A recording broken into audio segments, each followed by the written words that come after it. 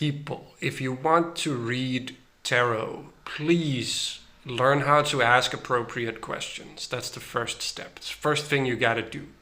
No absolutes. That's a rule of thumb. Okay? No absolute, no will I, won't I questions, in other words. No yes and no questions. None of this, will this happen? Or won't it happen? Does he this and that, right? Personally, I think don't ask about other people. It's a waste of time. It's kind of unethical, asking about how they think or feel about you, or stuff like that.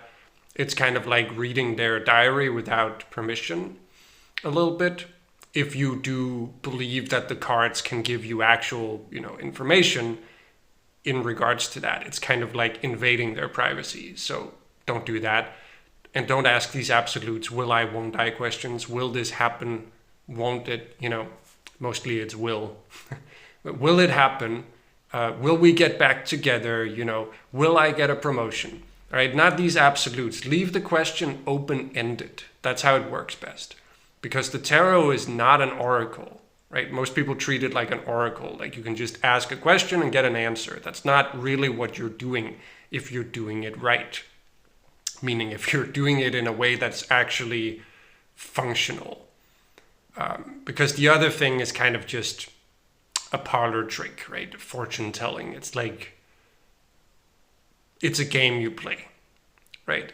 Real tarot reading, serious tarot reading anyway, builds on the premise that you use it for self-reflection. You ask open-ended questions like, what do I need to know in order to increase my abundance, let's say, if you want more money, right? Something like that. It's like, what is blocking me from, having more abundance in my life? That's an open-ended question, right?